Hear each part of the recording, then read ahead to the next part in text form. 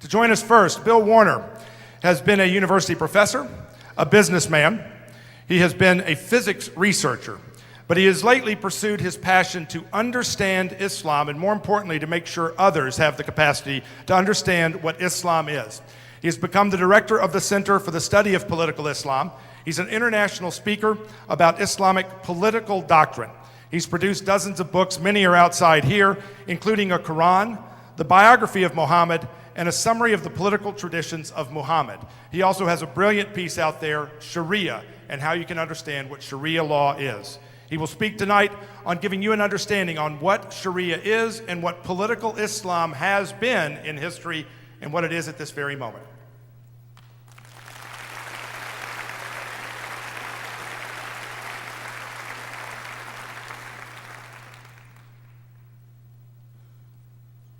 Well, I got a phone call this morning from a neighbor, and the neighbor said, Bill, you're in the Tennessean again. These are not good words. They don't like me.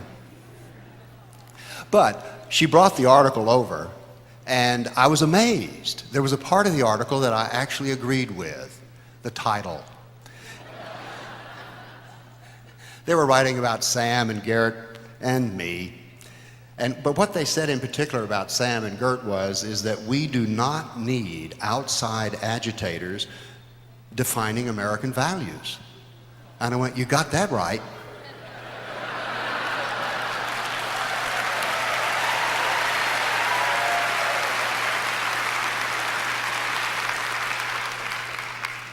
Now you see, they were talking about Sam and Gert's zip code. But you see, Sam, Gert, and I are all neighbors because we live in the same civilization.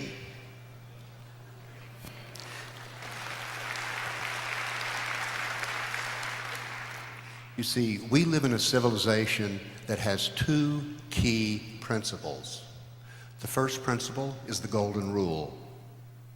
The second principle is critical thought. And from these, we derive our most powerful political principle, freedom.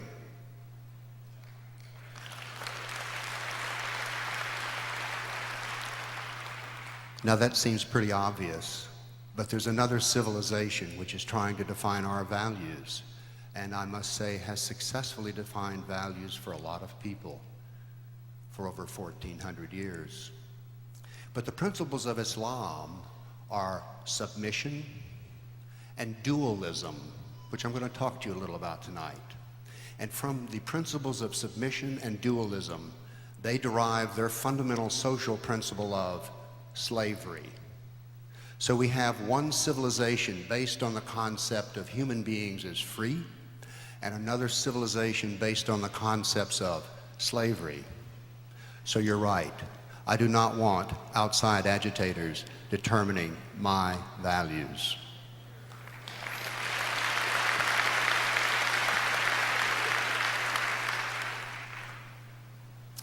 Now, when I actually read the article, it was the usual. We had the morals police, the protectors of virtue. And what we had in the article was that they're protecting our virtue by declaring that people like me, Sam, and Garrett are immoral. All right, we're bigots, we're haters. But you know, that's not quite the way it works, because we do have morals and we do have principles. As a matter of fact, we have good ones. But I want to talk to you about the fact that this piece was mostly comprised of opinion. And we don't need opinions, because opinions are a little bit like elbows in that at least everybody's got at least two of them. What we need are facts. But the most consistent message that we are delivered by the media is there are no really facts about Islam. There are merely opinions, and we're told to listen to the opinion of this professor or this imam or this person on some TV station. We can't do business like that. I'm a trained scientist, and I like facts. As a matter of fact, I thought for a little refreshing view, what we might do briefly here today was I would teach you a little bit about some of the facts, that's spelled F-A-C-T, of Islam. Now, in a moment, you may get a little unsettled in your seat because we're going to have a slide, and on this slide are some numbers. But before we get to the numbers, I want to explain to you why there will never be an agreement between the people in the media and me. And that's this. I want to tell you a little story from Muhammad's life. This is well documented.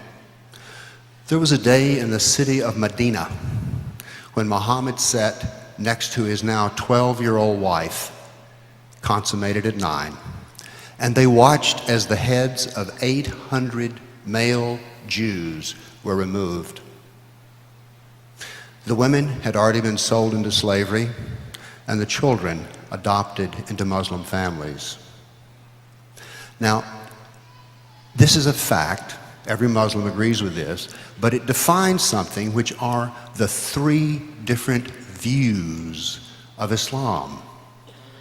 You see, there's the first view of Islam, and that is by Muslims, and that this was a wonderful day of complete triumph because the Jews had denied the prophethood of Muhammad. And for this, they paid the ultimate price. For their own intellectual freedom, they were murdered. Now, the 3 views are this. For the Muslim, this was a day of triumph because now Medina was Judenrein, freed of Jews. Because when Muhammad got there, it was half Jewish. But on that day, Islam was triumphant. Now, there's another view, which is the view of mine. I am a kafir, K-A-F-I-R, a non-believer. And from my point of view on this day, it was a tragedy. This was an act of evil. This was a war crime. But there's a third view, which is the most common view we find in the media. And that view is this. That was then, this is now, we don't need to be judgmental, and the West and Christians have done worse. So there you have the 3 different views. Now notice something. These will never line up. So this means that people in the media who are apologists for Islam will forever disagree with those who are kafirs and who actually know some of the facts of Islam. Now, I want to take just 1 or 2 moments here to show you some facts. The first slide.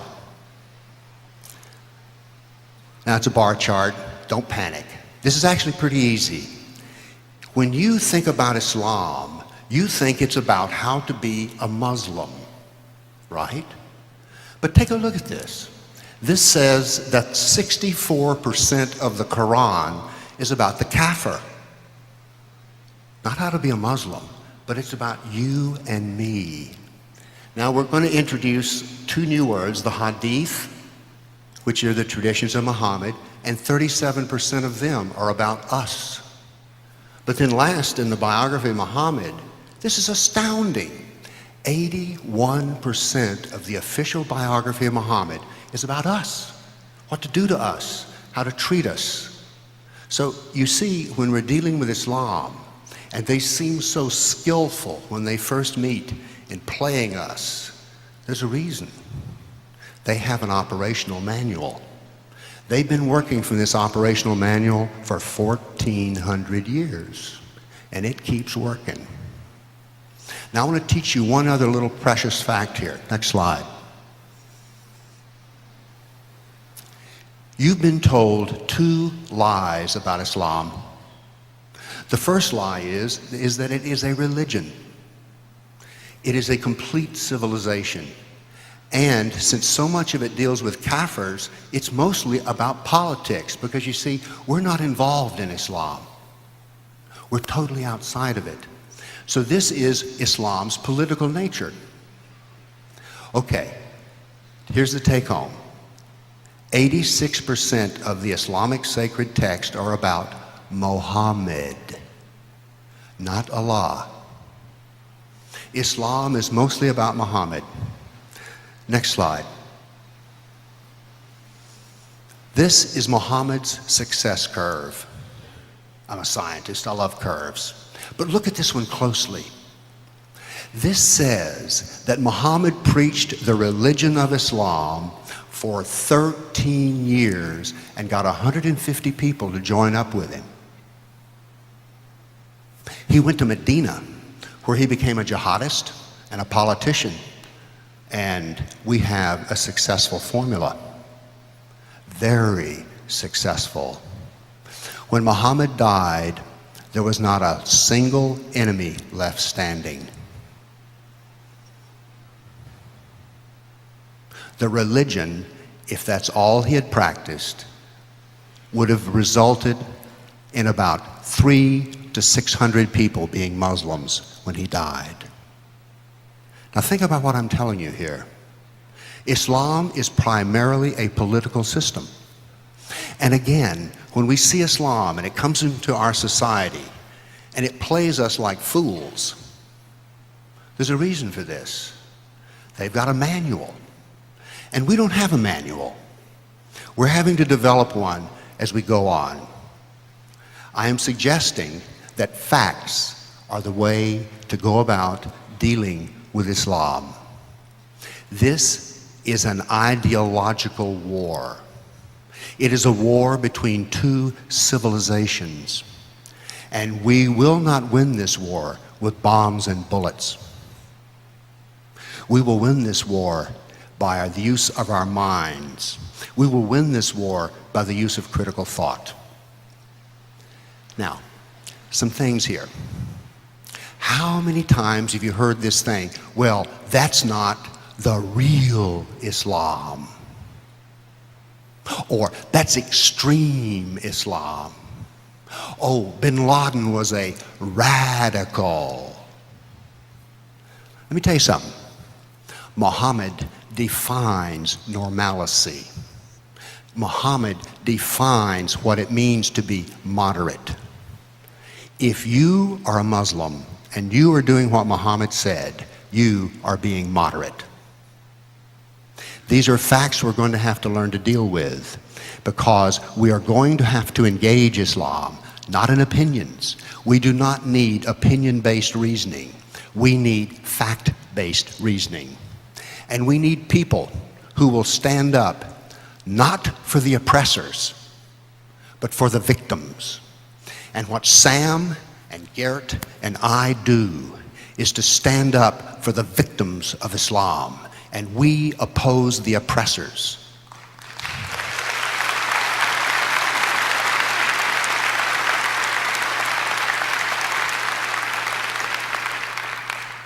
So I ask you to join me, Sam, and Garrett in an ideological war. And this war is crucial. This war was failed in Turkey, which used to be Christian and is now Muslim. This war was lost in Iraq, which used to be Christian. This war was lost in Egypt, North Africa. This war has been lost again and again. It's here, it's now. And we have to prepare for a war. But it's really easy, because you see, once you know the facts of Islam, you discover something. It is not that Islam is so strong, but we are ignorant, afraid, disorganized, and consequently weak. We can overcome this.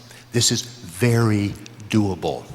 I invite you again to join me, Garrett, and Sam. Thank you.